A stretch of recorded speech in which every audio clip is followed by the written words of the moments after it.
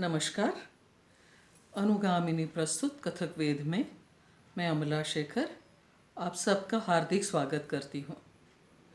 पिछली कड़ी से हम विचार कर रहे हैं उन रचना प्रकारों का जो तंत्र विस्तार के अंतर्गत समाविष्ट होती है।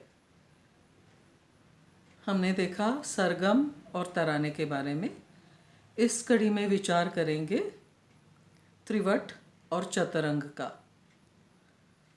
त्रिवट क्या होता है? त्रिवट यह ऐसी रचना है जिसमें पखावज के बोल किसी राग में और ताल में निबद्ध गाए जाते हैं। ये त्रिवट होता है। तो पखावज के बोल कुछ अलग तरीके का सूचन करते हैं।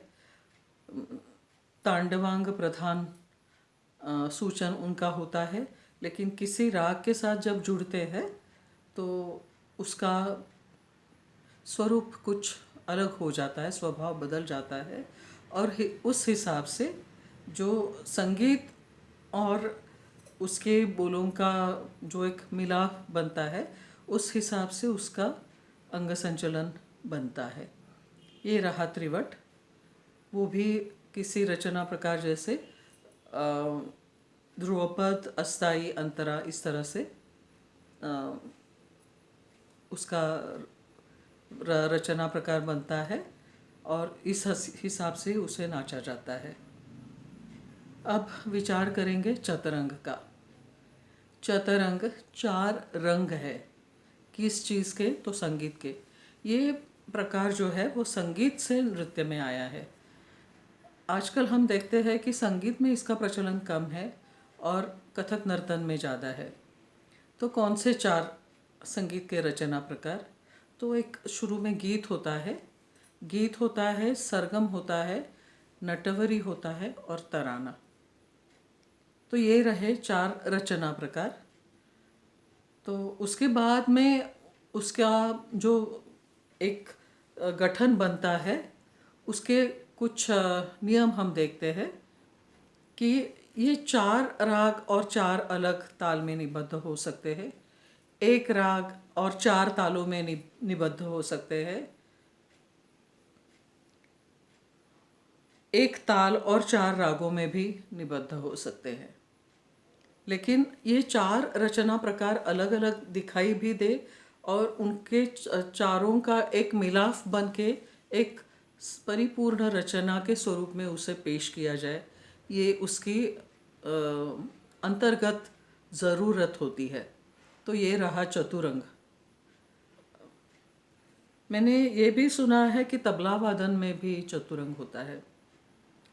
तो अरविंद कुमार आज़ाद जी कह रहे थे कि 4 प्रकार के बोलों से जो तबला वादन में आते हैं उनसे वो चतुरंग बनता है। पिछली कड़ी में मैंने जिक्र किया था राग सागर करके एक रचना जो थी, जो हम नृत्य भारती में नाचते हैं बहुत सालों से, और उन्हीं गुलाम खां गौस खां साहब की ही एक रचना है ये चतुरंग। तो 4 राग जो है उसमें वो है पटदीप, झिंझोटी, चंद्रकंस और कलावती, और 4 ताल जो है आड़ा, चौताल, एक ताल, मत्त ताल और 3 ताल। तो ये रचना फिर वो ऐसे ही चलती है कि षड्ज पे आती है, समाप्त होती है, और दूसरा रंग षड्ज से शुरू होके बढ़त उसकी होती है। तो ये उसका तरीका है चतरंग का। मेरी गुरुजी पंडिता रोहिणी भाटे ने भी एक चतरंग की रचना की है जो मारवा राग में निबद्ध है, और ताल तो राग तो एक हुआ, मारवा सभी जगह, नटवरी में भी, सरगम में भी, तराने में भी और ठुमरी का भी, और ताल भी एक है, लेकिन 3 ताल के उस रचना प्रकार के अनुकूल विभिन्न छंद बना के उसका प्रयोग किया गया है। जैसे सरगम में धा दिन दिन धा धा दिन दिन धा धा दिन दिन ता दिन दिन धा, ये लय है। धा धा दिन दिन धा धा दिन दिन धा गत्र तू ना का तिन धा गत्र धी ना दिन दिन धा गत्र तू ना का तिन धा गत्र धी ना, ये छंद वहाँ पे प्रयुक्त होता है। और रचना प्रकार का सौंदर्य इससे और बढ़ता है। ये हमारा सबका अनुभव है। इस रचना प्रकार के बारे में और एक बात भी मैं बताना चाहूँगी कि इसकी जो सरगम है उसमें षड्ज का बिल्कुल प्रयोग नहीं किया गया है। और ये रचना ताई ने तब बनाई थी जब वे अमेरिका से भारत वापस लौट रही थी। तो उस दरम्यान क्या होता है, एक दिन बीच का चला जाता है और वो दिन दुर्भाग्यवश गुरु पूर्णिमा का दिन था। तो वो बहुत अस्वस्थ थी, लेकिन मैंने देखा, और हमारी फ़्लाइट में भी बॉम्ब स्केयर थी तो बहुत से प्रॉब्लम्स भी आ गए थे, वो बात अलग है। लेकिन ताई अस्वस्थ थी, लेकिन कुछ रचना कर रही है ये मैंने देख लिया था। तो मैंने सोचा ठीक है कि वो काम कर रही है तो उनको डिस्टर्ब नहीं करना चाहिए। तो त्रिवेणी बनी तब मारवा की, सरगम, नटवरी और तराना।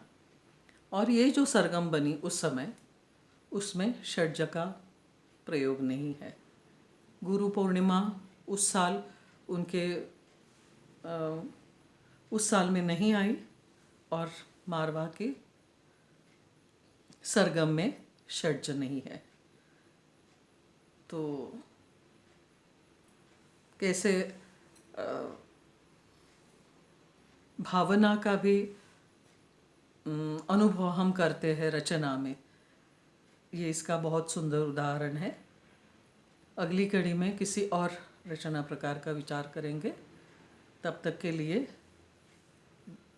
रुकते हैं। धन्यवाद। नमस्कार।